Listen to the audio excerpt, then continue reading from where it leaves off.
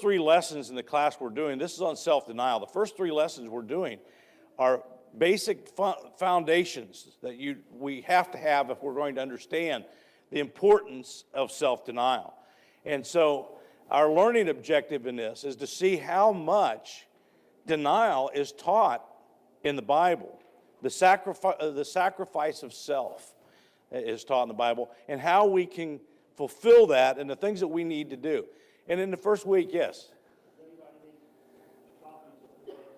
Anybody needs today's lesson. Of course, it's the first 3 weeks. It's one lesson, and it's the first 3 weeks. So if somebody wants a copy of it, please go ahead and raise your hand, and then we'll get into this. And that one lesson serves as a foundation for all three, for this week as well as last week and next week, as we discuss the foundation principles that we need to have. Okay, so they'll get some together. Raise your hand, and Matt will see you when he comes in with them, and he'll give you a copy. So last week our discussion was about before the world was, and we went to John 17, and Jesus, when he is praying, he asked God to glorify him with the glory he had with him before the world was. And sometimes we as Christians don't think about what was there before the world was, because our minds are set on everything that we know. And Paul says that's a real problem, because when you're trying to deal with a spiritual mind, and you are captured by the physical world you're in. He told the Corinthians in 1 Corinthians chapter 3, I cannot speak to you as spiritual people. And he said the reason he couldn't speak to them as spiritual people is because they were still carnal, and they associated everything and thought as people in the world. And that's because that's all we know. You know, it's kind of interesting that 50% of people that come from an alcoholic family become alcoholics. And they know it's brutal, but that's all they know. Sometimes people are abused. They go from abusive situation to abusive situation to abusive situation because that's the only thing they know. They don't know anything different than that. They don't know how to think outside that limitation. And what the Bible is calling us to do is to be able to think outside the concept of the physical world to see what the world was before the world began. And I'll just tell you as a Christian, if you have a vanilla picture of eternity, what would be the reason of denying yourself? You know, when I asked my teenage class, what's in heaven, what was there before the foundation of the world, and they'll say God, okay, Jesus, the Word, yes, the Spirit, yes, angels, yes. What else was there? And their concept is blank. It's just blank in their mind. They have no picture of the eternity except certain individuals that are going to be there. And then you ask Christians and say, well, Revelation 20 and 21, it tells us, you know, gates of pearl, streets of gold, the walls are high, you know, we're protected and everything. And John paints that from Jesus Christ in a physical manner. You think, wow, the streets are gold, and the gates are one big pearl, and there's 12 gates, and he describes it in something that you can know because physically you can understand that concept.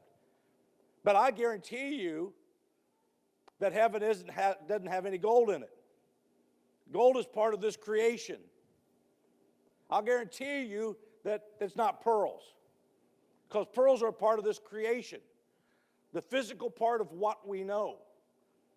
God let John describe that so you'd have some idea of the magnificence of it. But if you don't have any thought on what heaven's going to be like and just understand it's unimaginable, there is no way it can be described where we would get the total sense of it. And I told my class this, and I thank the teenagers because I experimented a lot on them as we did this. If I were to ask you guys to build a house, to write out a description of the house that you would want to build in detail, you may take 5 or 10 pages to define everything that's in it.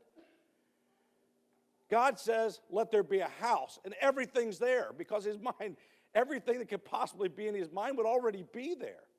When he took a pile of dirt and made man, he didn't have to think about cells and DNA and the heart system. It was just so complete When he made man, man was everything that man needed to be to survive the physical world that God was going to put him in.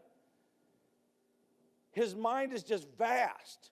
And if we look at heaven and eternity as something that is just, I don't know, singing around the throne of God, I'm not really big into singing. And there's some of you I know not big into singing because you don't do it when we do it, which is kind of self-serving since God tells you to do it. And you look at heaven and say, well, we're going to be singing around the throne of God. Well, I got to tell you, for us people that love singing and singing praises to God, there is no greater thing that you can have on earth than being with other Christians and singing and praising God, and it lifts your spirit. And if that's a design, a thought of heaven, that's a good thought to me of doing that. But what does heaven really look like before the world was? And if you don't have a picture of what heaven looks like, every pleasure on earth that exists will pull at you because that's the only pleasure you know. So when Jesus says, Father, glorify me with the glory I had with you before the foundation of the world, and he doesn't say it once, he says it time and again. He's getting ready to die. He says, I am not of this world. Jesus says, I am not really part of this world. I'm living in the world, but I'm not part of the world. But you know what the Bible teaches us. You live in the world, but you're not part of the world. God's calling us out of the world to be spiritual people. So as we build the foundation of why self-denial is so important, if you don't have heaven in your heart, there's going to be no reason to deny yourself. So I sang last month with the kids in the Bible, oh, heaven's within my heart. I sang it 4 weeks. Rich said that he was walking around the house and he was humming the song, Heaven is in my heart. It needs to get in our minds, it needs to be in our heart, and it needs to be the thought that we have continually. So now we start asking some questions. And Greg brought some thought, and I actually are doing this class in reverse of the outline because I want to address this first. So why did God allow sin to exist? And I just want to stop for a second because all the skeptics about God will say, well, if he's so wonderful, why did he create sin? And I just want you to think in your mind, if you were describing God by what we know from the inspired word of God, how would you describe God? Okay, you're going to have to move that thing back. How would you describe God? Marianne? Omniscient? All-knowing, all-powerful? Perfection?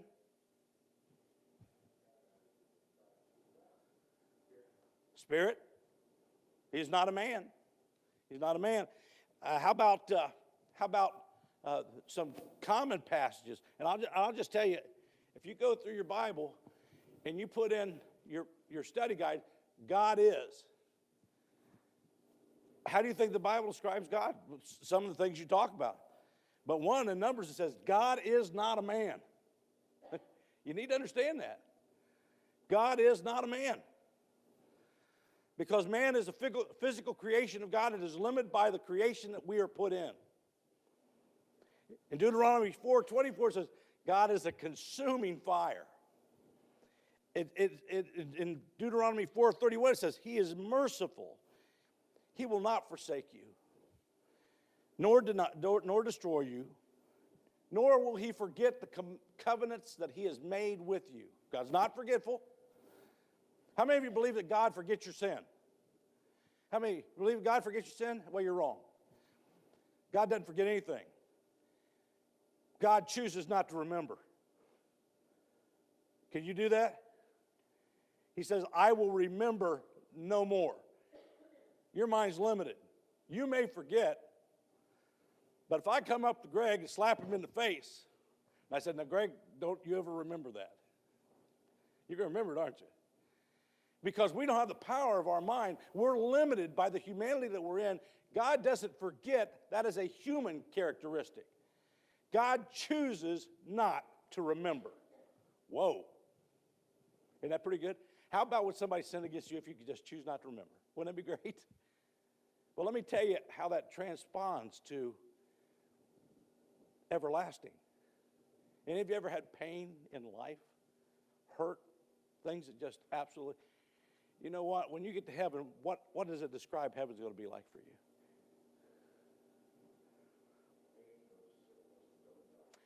So the most painful thing that happened to you in this world, you will remember it no more. Because you're no longer a man. You're in the presence of God. And you're going to have joy unbounding. And everything that was in this life that caused you pain is gone. You won't remember it anymore. You don't forget it. God has the ability not to remember, and he will make so we have joy that we won't remember it either. You know, it's just amazing. God is merciful, 2 Chronicles. But time and again, Job, he's not a man. You look down and it says, he's the judge. God is king. He's the helper. He's my defense. He's my mercy. He's my salvation, my glory, my son, my shield, my rock, my refuge. God is able. God is living. God's a spirit. He's not a respecter of persons. He's my witness. He's faithful. He is light. He is love. All these things describe God, and there's not one negative attribute in the Bible. When they say God's a consuming fire, that's not a negative attribute. What is it? When you think of something being a consuming fire, what do you think it is? God just envelops you, overwhelms you. You cannot stay him off. He is a consuming fire. He can possess you if you let him. He can take total control over you if you let him. But there's the negative attributes, people think God has negative attributes. Well, he's a jealous God. Is that a negative attribute? How many of you husbands would be okay if your wife went out every night with a different man? Is that because you're a terrible person? Or is it because you want her love and you want her love only? God cares about his people, loves his people. And I don't know, when we talk about the character and the nature of God, there's so many people who want to talk about God in the negative. How could a God, if there is a God, how could he send people to an eternal hell? And that's what they'll focus on, right? But they don't focus on the fact that God is just, and God is holy, and God is righteous, and he always does the right thing. And the punishment of the wicked is not a negative to God. It is a separation of the wicked from those who want to be holy. It's a protection. So when we talk about God, the nature of God, so why did he allow sin to take place? Well, here's the thing. If I could find, I got too many things to deal with here. Okay. Beings who were created with a purpose. So we know in heaven there were angels, and they were created with a purpose. What was the purpose of angels? Anybody know? We know what they were in Hebrews, but what was the purpose of angels?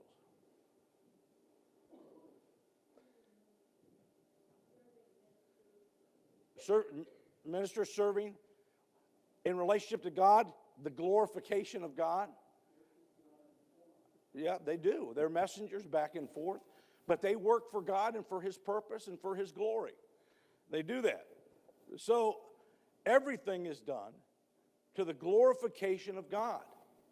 We, his creation, are to be glorifying God. Our bodies are to be a temple. It is to glorify, to let God dwell in us so that we glorify God. So every being that was ever created is for the glorification of God. So when you look at eternity, these ministering servants that he has, they were there to glorify him, to carry out whatever was in eternity that we can't possibly comprehend. They were there for that purpose. Now, the one thing that is the nature of God, obviously, from creation, is also in eternity. Because when he created these servants, he created them with free will. and the will and the ability to make choice. Well, why did he do that? I don't know. I don't know why he did that. There's answers that we just simply don't have. But he made you and I with free will so that we could make choice. Because he wants people to glorify him that want to glorify him. If you don't want to glorify God, you don't have to. But if you say you believe in God, you believe in heaven, and you believe that God is this consuming thing, he's all in all, why would you not want to glorify God? If God is providing everything for you that you could ever have and ever want, why would you not want to glorify God? But he gave them the choice to do so. But I want you to understand this. Sin is always an action that seeks to elevate the one sinning or bring down the one deserving glory. Now think about it. Sin is always an action that seeks to elevate the one sinning or bring down the one deserving of glory. So as we understand what took place in that spiritual realm, we're going to read some verses here about what took place in eternity. In Jude, verse 6, the angels who did not stay within their own position of authority, but left their proper dwelling, he has kept in eternal chains under gloomy darkness until the judgment of that great day. Okay, so what's that tell you about what happened with the angels? What took place in that explanation?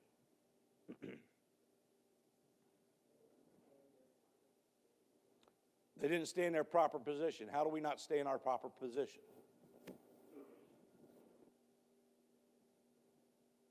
So obviously the angels had a position.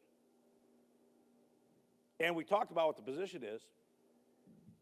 Dick said messengers, reported back and forth to God, ministering servants, all of it for the glory of God. So the angels didn't stay in that position. What's that tell you they did?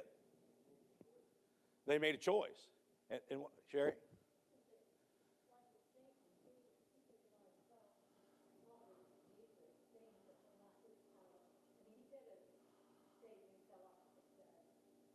Yeah. Right. Right. Okay. So what we see is in the action of Satan is he's elevating his word above God's word. He's taking over a position that belongs only to God. Now when you read this passage, and it's a long one, so I'm going to read the whole thing, then we'll come back. 2 Peter 2, 4 through 10 it is. For if God did not spare the angels when they sinned, but cast them into hell and committed them to chains for gloomy darkness to be kept until judgment. If he did not spare the ancient world, but preserved Noah, a herald of righteousness, with 7 others, when he brought a flood upon the world of the ungodly. If by turning the cities of Sodom and Gomorrah to ash, he condemned them to extinction, making them an example of what is going to happen to the ungodly. And if he rescued righteous Lot, greatly distressed by the sensual conduct of the wicked. For as the righteous man lived among them day after day, he was tormented in his righteous soul over their lawless deeds that he saw and heard. Then the Lord knows how to rescue the godly from trials and keep the unrighteous under punishment until the day of judgment. And especially those who indulge in the lust of defiling passions and despise authority, bold and willful, they do not tremble as they blaspheme the glorious ones.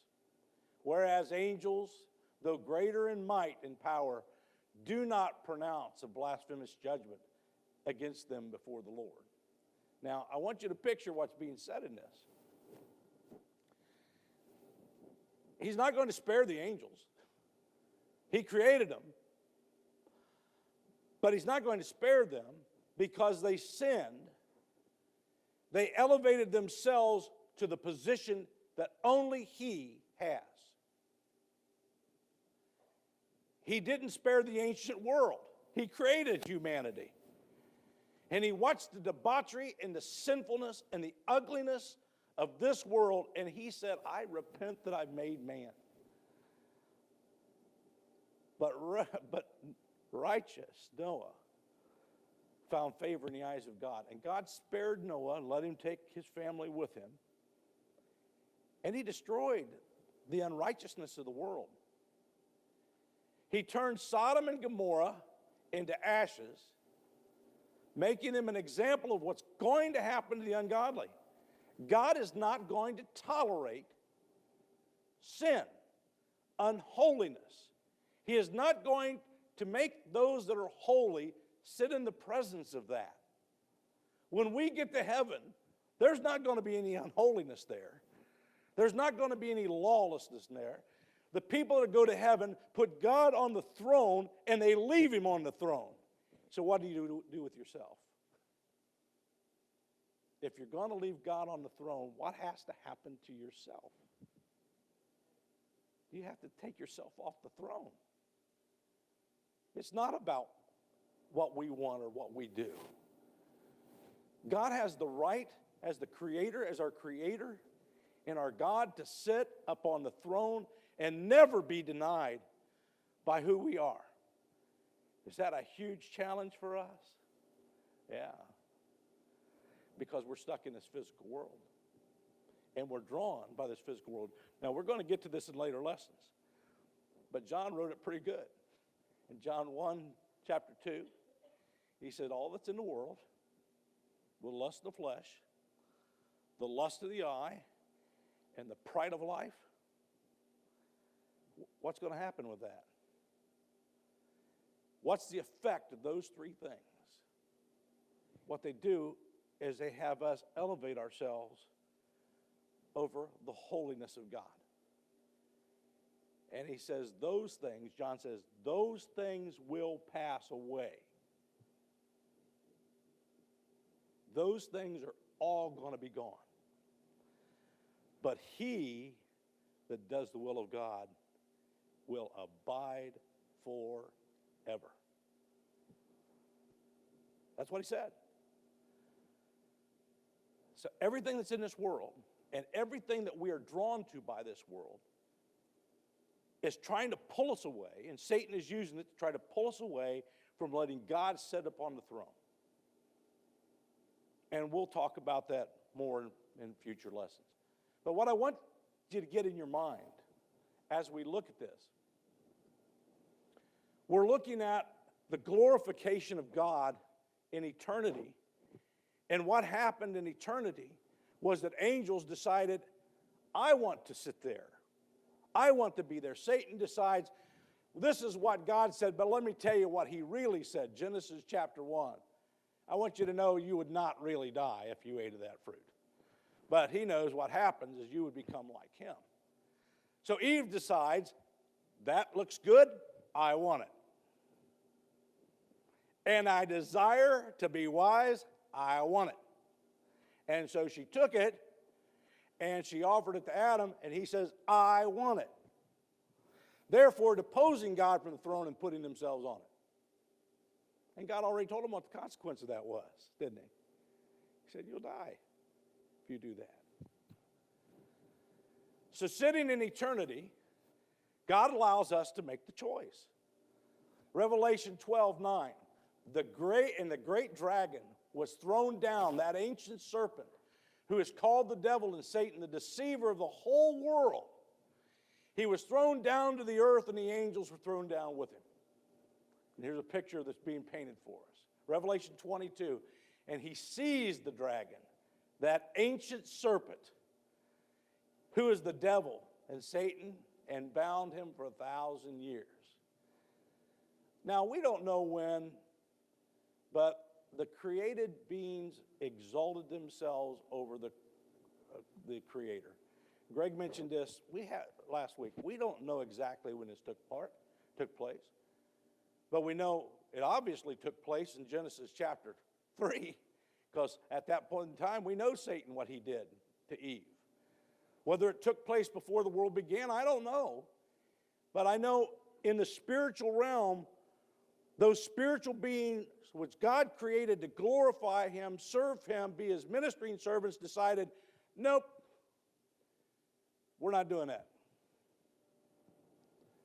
And he enters the world to deceive men.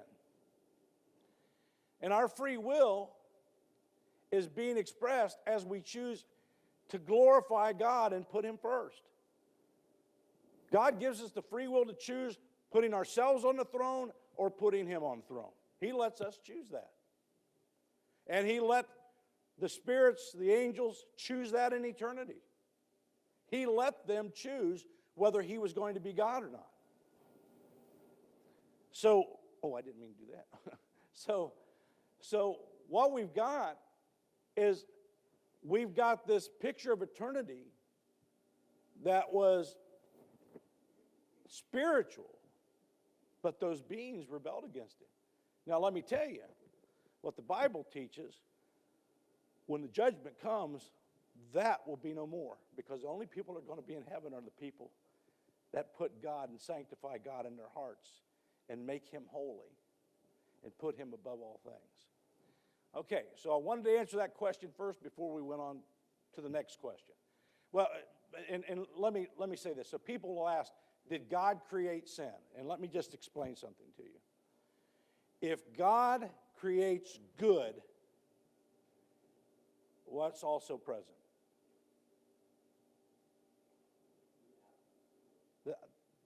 The absence of good or the opposite. Now, did God ever create it evil with the intent that man should do that? Obviously not. But when God creates the standard of authority and what is right, the opposite always exists. So I guess if you want to say, well, God created evil, I would tell you that God allowed for the possibility of evil because he let us be free will. And when God said, here's how I want you to live, he gives us the opportunity to choose whether we want to live that way or not. So if you want to blame God for evil, that's kind of a cop-out. Actually, if you want to blame somebody for evil, why don't we blame ourselves? We're the ones that make the choice. God tells us what's right and what's good and what's just, and we decide whether we're going to do it or not. Now, we could talk about Flip Wilson. Everybody remember Flip Wilson? He always had that statement, the devil made me do that. Let me ask you something. Who can make you sin? Who can make you sin? Huh? Yourself. God doesn't make you sin, and Satan doesn't make you sin. And we'll talk about James chapter 1 in this class. Every man is drawn away of what? His own lust and enticed. Not Satan's lust, not God's lust.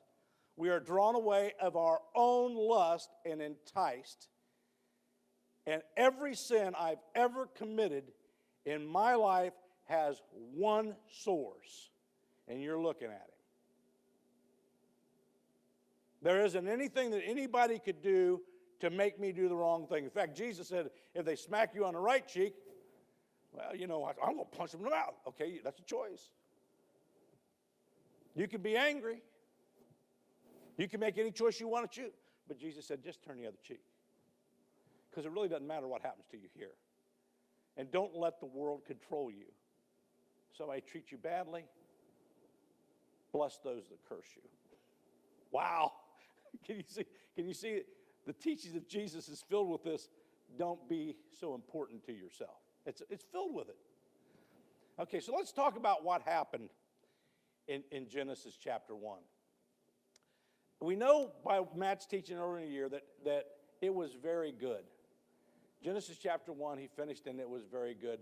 And he brought the creation into existence. So what did that creation contain? To the best of your ability, tell me everything that was inside, everything that the creation contained. Just start going around the room. Anybody want to say what the creation contained? Anybody? What? Heavens and the earth. Were they there before? They weren't? Where was matter? It didn't exist. How does something come from nothing? Oh. So here in this spiritual realm, God exists, and he said, I'm going to create another world. And I'm going to put beings in it that I give them an eternal soul, and I can love them and provide for them. So matter starts to exist. What else starts to exist? It said heaven and earth. What else? What? Light. Light. Okay, wait a minute. You mean heaven's dark all the time? You're thinking about a physical concept, aren't you? But he creates light. What else did he create? He created time. Now I want you to think about this. Here's the creator, and it says, in the beginning. Now let me just tell you something. No time existed because he's from everlasting to everlasting. He's God. Before time existed, no such thing as time. It didn't exist. And in the beginning, right there, time starts. That's exactly where time started. That's exactly when the concept of my wife always being 5 minutes late started, right there. And time's not going to be there because time is a creation of the creation that we're in, right? What else did he create?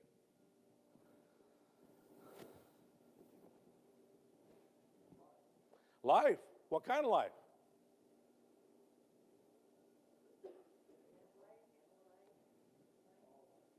All life. All life. Okay, so he started and he put fish in the oceans, Leviathan. He put birds in the air. He put beasts and cattle on the land. He created all these things.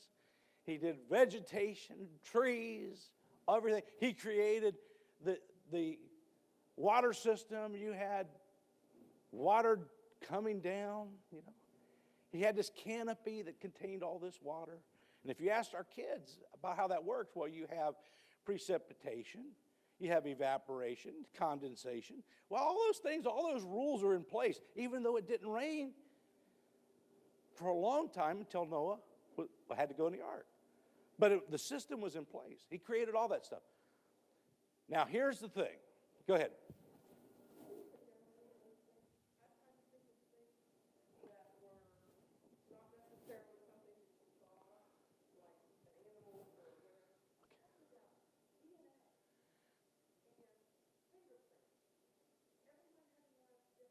Mm-hmm.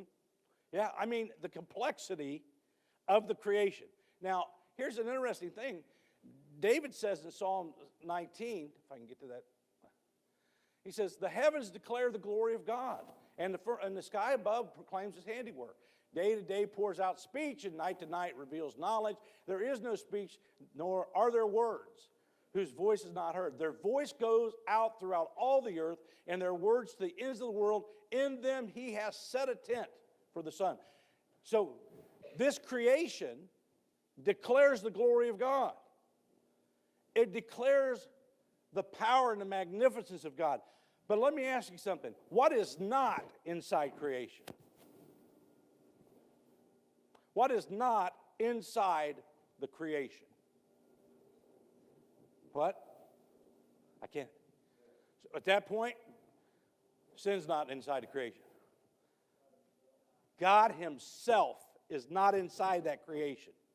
See, our children are being bombarded with the concept of evolution, of things taking place. And that's because the people in the scientific community are studying the creation of God and trying to explain God inside the creation. Folks, God's not in the creation. He's the creator. He's outside the creation. Now, to get you to understand this a little bit, I can tell you one of the most distressing arguments I heard by Christians about 20 years ago was could the world have really been made in 6 days? And Christians are discussing this, and they're trying to line up with science. Well, a day with the Lord's 1,000 years a day. They're trying to understand how this possibly could happen in 6 days. God's not limited by time. Time means nothing. He could have done it in 6 nanoseconds if he wanted to. Time didn't exist. God's not subject to time. He's not subject to distance. He's not subject to those things. And I can prove it to you. Book of John, chapter 4, verse 24. Greg, tell me the process if you wanted to make some wine. Okay. Well, Jason, tell me if you wanted to make wine, what process would you go through?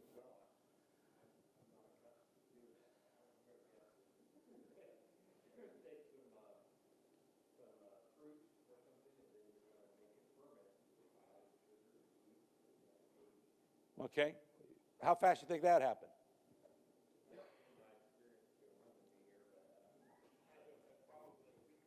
A week or two? That'd be some strong stuff right there. Okay. I'm glad to know that you don't know how to make wine. That's a really good thing. But Jesus has him fill 6 water pots with water. And it's wine. He didn't have a grape. He didn't have a fermentation process. Nothing. Because Jesus is God and he is not inside the creation. He is not subject to one rule of creation. Because he's God. You get that? A couple chapters later, he takes 5 loaves and 2 fishes. And he feeds 5,000 people. You know how he did that? Can you feed 5,000 people with 5 loaves and 2 fishes? And he picked up 12 baskets of food. Do you know how Jesus did that? Because he's not subject to the laws of creation. He's God. He's the God of creation. And he doesn't need the things of creation to do what he wants to do. And they don't bind him. You know what else? The apostles are out in the boat, and here comes Jesus walking on the water. Could you explain to me how it is even possible for him to walk on water? Let me tell you how it's possible. Because he's not subject to anything in creation. He is the creation. He's the God of creation. John said, by him all things consist. Everything that was made by him. And if he wants to walk on water, he can walk on water because the laws of the creation that we're in don't apply to God. And so when Christians start talking about whether it's 6 days or not, what a ludicrous discussion. God's not subject to 6 days. It is done. And when our children are being fed this garbage about this would take billions and billions and trillions of years. Now that there's DNA, they've changed it from billions and billions, haven't they? Now it's trillions and trillions because they can't understand physically how you could possibly line up this DNA to have everything happen the way that it does. So now it's not billions and billions, it's trillions and trillions. So it takes 1 trillion years to do it. It does not. It takes one God who is the power of the universe to say it's done, and it's done. And our kids need to know that. And we as Christians need to know that. Because if we don't understand that and we don't do that, we're going to have a real hard time putting God on the throne where he belongs and putting us where we belong. And I don't know about you, I've struggled with this all my life. Letting God be God. I have so many wants and so many things that are tied to this world, don't you? And what Jesus is asking us to do is to come out of that. 1 Corinthians 2:11 through 13. For who knows a person's thoughts except the spirit of that person which is in him? So also no one comprehends the thoughts of God except the Spirit of God. Now we have received not the spirit of the world, but the Spirit who is from God, that we might understand the things freely given by God. And we impart this in words not taught by human wisdom, but taught by the Spirit, interpreting spiritual truths to those who are spiritual. So if you're carnal, are you going to understand this concept? Does it make any sense to you whatsoever? If you're going to let this life control you, and that's what's going to be the dominant force of your life, you're probably not going to understand this. It's not taught by human wisdom. It's taught by the Spirit of God, interpreting spiritual truths to those who are spiritual. Only spiritual people put God where he belongs and takes themselves and puts us where we belong. Humble yourself under the mighty hand of God. I don't care whether you like it or not. Every knee is going to bow and every tongue is going to confess. We can humble ourselves right now, or we can wait for God to do it to us. That's the choice you have. You can choose to start working on recognizing how much of your life is controlled by you and how much of it is controlled by God. That's a choice we make. When I get mad and I act out, tell me, who does that? It's not God. Somewhere my will and my feelings became more important than thinking about who I truly answer to. Wow. 1 Corinthians 2:14-16. The natural person does not accept the things of the Spirit of God, for their folly to him. And he's not able to understand them because they are spiritually discerned. The spiritual person judges all things, but is himself to be judged by no one. For who has the understanding of the mind of the Lord so as to instruct him? But we have the mind of Christ.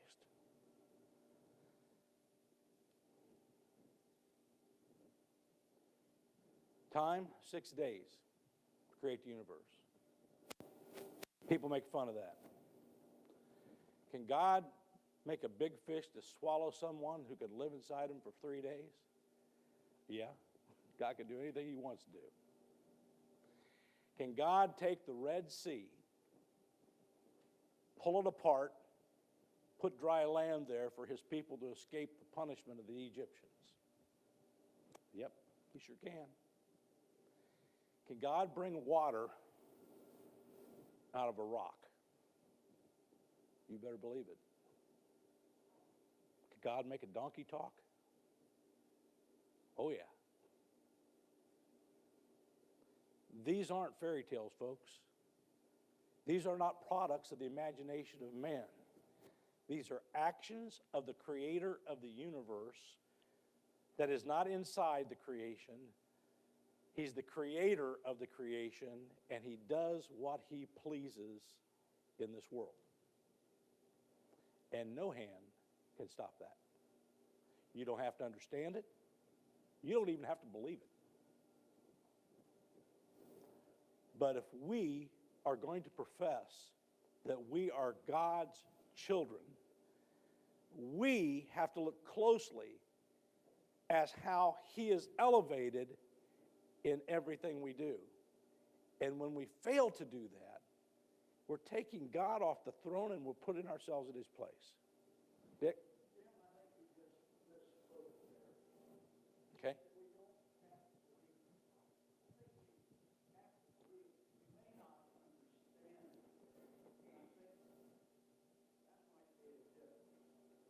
Okay. Well, I think the context of what I was saying, no person has to believe it if they don't want to. Okay, yeah. We have a choice. But we as Christians say we do believe in this God. And if we do believe in this God, there's a consequence to our actions and the decisions that we make. How many agree with that? That there's consequences to the actions when we say we're God's and we believe in him.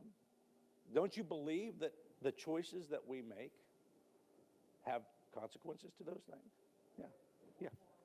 Okay.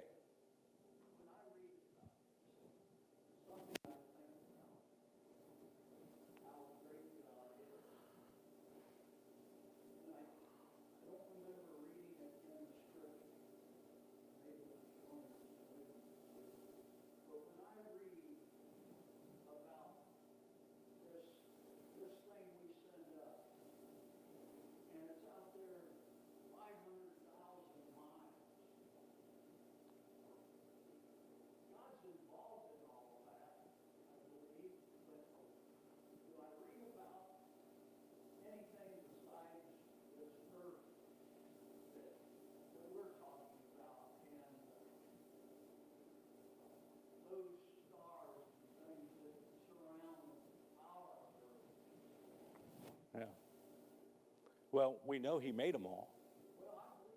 Yeah.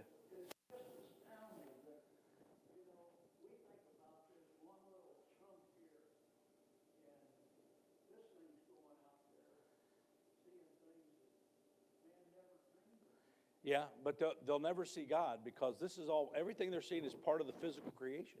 See, people wanted to be able to believe that they can see God. Well, they did, and his name was the Christ. That was God with us. They saw the person of God in the physical being of Jesus Christ, and that's what we read about. And Moses got to see the backside of God, but he's the only one that I know of that got to see the backside of God, and God put him in a cleft of the rock, put his hand over his face because no one can see the face of God and live. Nobody's seen God. It is an action of faith, but everything that we see, everything that the space explorers will see, all those cameras they're sitting up there, everything they see is part of that time in the beginning that God created it all. It's not going to answer any questions. David said, the heavens declare God.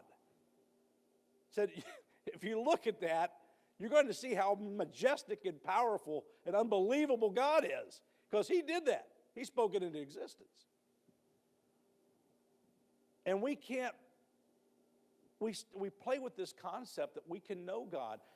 But when I was reading the he is passages, he is not a man. He's God. And where he dwells is above this creation and above all things. And where he wants to dwell is on the throne of our hearts. And we have to decide whether we're going to do that. Okay, we have one more introductory week. But here we say, until we understand that God is not limited by the limitations inside this finite world, we will always view God as something unreal and unimaginable. I feel he's unimaginable to the finite mind, but that's what the scriptures are trying to teach us. We can't possibly comprehend it.